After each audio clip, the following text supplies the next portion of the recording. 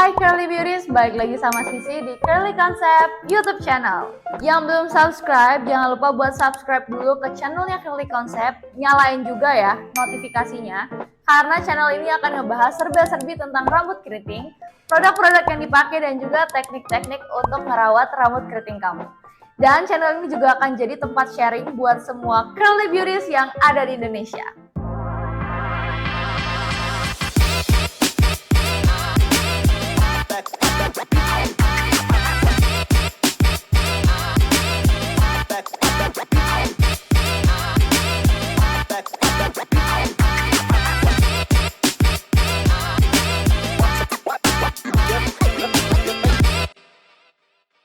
Buat Curly Beauties nih, buat teman-teman yang punya rambut keriting, pastinya kita juga menyadari ya bahwa rambut keriting itu tuh perlu banyak attention nih.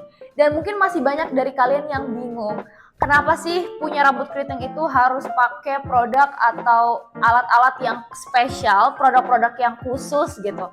Emangnya nggak bisa kalau punya rambut keriting itu tetap pakai produk-produk yang biasa-biasa aja?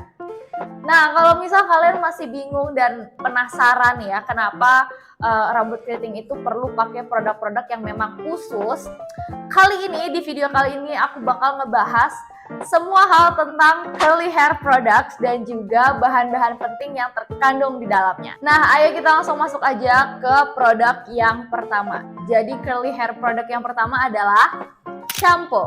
Jadi shampoo ini biasanya dirancang memiliki sifat alkalin atau sifat basa. Jadi kalau misal di skala pH kayak gini, shampoo itu berada di angka atau di posisi yang atas karena dia sifatnya basa atau alkalin ya teman-teman. Nah, maka dari itu shampoo ini teman-teman dirancang untuk bisa membersihkan kotoran, produk-produk dan juga minyak yang nempel di rambut kita. Nah, untuk shampoo sendiri itu ada dua tipe nih. Jadi yang pertama ada clarifying shampoo dulu nih yang akan aku bahas. Jadi clarifying shampoo ini biasanya dipakai kalau misal kondisi rambut kita tuh lagi ngalamin build up produk atau kalau rambut kita tuh lagi mengalami penumpukan produk yang berlebihan ya. Nah, cara untuk membersihkannya itu dengan menggunakan clarifying shampoo. Nah, kalau misal kita udah keramas nih menggunakan clarifying shampoo, kulit kepala kita jadi bersih, batang rambut juga jadi bersih. Nanti moisture dari produk-produk yang kita pakai setelahnya itu jadi lebih bisa menyerap lagi ke dalam batang rambut kita. Tadi udah aku jelasin tentang clarifying shampoo, selanjutnya aku jelasin tentang natural shampoo. Nah, biasanya kalau natural shampoo itu bisa terlihat dari tidak adanya busa di dalamnya. Jadi kalau misal kalian pakai shampoo yang natural ini, ketika kalian gosok-gosok ataupun ketika kalian pakai di rambut itu tidak menghasilkan busa. Karena kalau di natural shampoo itu tidak ada yang namanya synthetic foaming agents, jadi nggak ada busanya gitu. Beda sama kalau misal kalian pakai shampoo-shampoo yang lain. Nah, natural shampoo ini biasanya mengandung bahan-bahan alami ya teman-teman. Ya, meskipun alami, tentunya ini tetap efektif nih untuk menjaga kesehatan rambut kita.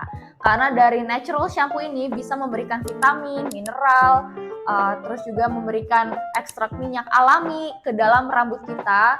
Dan nantinya itu juga bisa membantu untuk pertumbuhan rambut kita dan juga bisa menjaga moisture atau kelembapan di rambut keriting kita. Karena bahan-bahannya ini alami dan tidak mengandung bahan kimia yang keras gitu ya. Jadi bahan-bahannya juga ramah lingkungan dan natural shampoo ini juga bisa terurai dengan baik sehingga bisa mengurangi kerusakan ekosistem atau kerusakan di lingkungan kita. Selanjutnya, produk perawatan rambut lainnya yang jadi bestinya shampoo, jadi sahabatnya shampoo yang nggak bisa dilepasin adalah conditioner. Nggak bisa nih kita cuma pakai shampoo aja, terutama yang punya rambut keriting. Perlu banget untuk menyeimbangkan dengan menggunakan conditioner. Nah, ngomong-ngomong soal conditioner nih teman-teman. Kalau misal conditioner itu sifatnya acidic atau asam. Jadi kalau misal di skala pH, shampoo itu ada di angka atau di posisi yang atas, sedangkan yang conditioner itu ada di posisi yang bawah atau di kategori yang asam. Nah, terus gunanya apa sih conditioner ini di rambut kita? Oke, jadi gini teman-teman, rambut keriting kita itu pada dasarnya masuk ke dalam kategori acidic atau asam. Jadi kalau misal nih kita keramas pakai shampoo, di mana shampoo ini tuh kategorinya basa atau alkalin, kita itu perlu lagi untuk menurunkan atau perlu lagi untuk mengembalikan pH rambut kita ke kondisi alaminya, yaitu di kategori asam. Nah, untuk bisa mengembalikan pH rambut kita ke kondisi alami, kita bisa menggunakan si conditioner tadi yang juga sifatnya asam atau acidic. Dengan begitu, kalau misal habis keramas pakai shampoo, terus habis itu kita tutup menggunakan conditioner, itu bisa membantu untuk bisa mengembalikan pH rambut kita ke kondisi alaminya, dan bisa juga untuk mengurangi frizzy hair di rambut kita setelah keramas. Untuk jenis-jenis dari conditioner ini juga ada beberapa ya guys. Jadi ada conditioner yang biasa atau regular conditioner, ada deep conditioner, ada juga leave-in conditioner. Regular conditioner itu bisa membantu untuk melembabkan rambut lagi dan juga untuk mengembalikan pH rambut kita ke kondisi alaminya. Kalau deep conditioner ini teman-teman itu biasanya dipakai untuk bisa memberikan intensive conditioning. Jadi kalau misal rambut kalian itu lagi super kering atau misal lagi mengalami kerusakan gitu ya. Nah, salah satu cara yang bisa kalian lakukan adalah menggunakan deep conditioner ini untuk deep conditioning treatment. Nah, bedanya sama regular conditioner itu kalian bisa lihat dari teksturnya ya. Biasanya kalau tekstur dari regular conditioner itu lebih cair, lebih watery gitu. Tapi kalau misal yang deep conditioner itu teksturnya dia lebih creamy dan biasanya lebih kental dan lebih berat lagi dibandingkan yang conditioner yang biasa. Selain itu, kalau misal conditioner yang biasa ini bisa kalian pakai setiap kali kalian keramas. Setelah kalian menggunakan shampoo, kalian bisa pakai si conditioner yang biasa ini. Tapi kalau misal deep conditioner, penggunaannya nggak setiap hari ya teman-teman. Jadi bisa kalian pakai kayak seminggu sekali atau 2 kali gitu, tergantung dari kondisi rambut kalian. Untuk jenis conditioner yang ketiga adalah leave-in conditioner. Nah, untuk leave-in conditioner ini adalah conditioner yang dipakai di rambut kita tapi habis itu nggak dibilas lagi. Jadi beda sama yang conditioner biasa dan juga yang deep conditioner ya. Selanjutnya adalah styling products.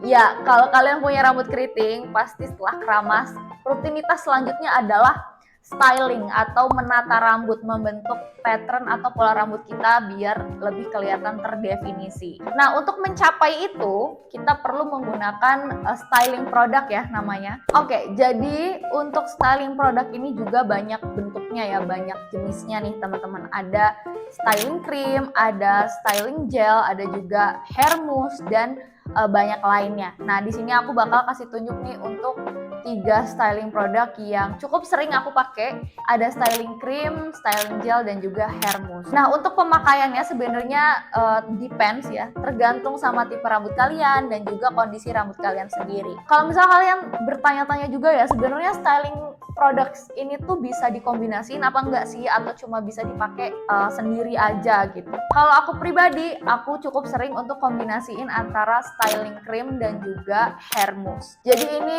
rambut aku yang cuma pakai styling cream aja, dan yang ini yang pakai styling cream plus hair mousse. Menurut aku ini salah satu kombinasi terepik yang pernah aku coba karena hasilnya bagus banget dan aku suka banget hasil rambut aku yang kelihatannya terdefinisi, terus juga lembabnya lebih tahan lama gitu dengan menggunakan 2 jenis styling produk ini. Nah, kalau misal hair gel, sekalipun aku pakai, aku cuma pakai di bagian-bagian tertentu aja. Misalnya aku pakai di anak-anak rambut ini nih yang di bagian depan. Aku biasanya bisa juga ditambahin sedikit hair gel terus dibentuk biar ada polanya. Atau misal aku cuma pakai di beberapa bagian-bagian rambut aja, jadi nggak ke seluruh bagian gitu ya. Ini juga bisa disesuaikan sama tipe rambut kalian. Misalnya tipe rambut kalian itu sama kayak aku nih di tipe 3, yang mana itu memerlukan produk-produk yang lightweight, yang teksturnya ringan. Mungkin kalian bisa coba kombinasi yang tadi aku coba juga, kayak styling cream atau hair mousse. Tapi kalau misal kalian punya tipe rambut 4 misalnya, yang mana biasanya di tipe rambut 4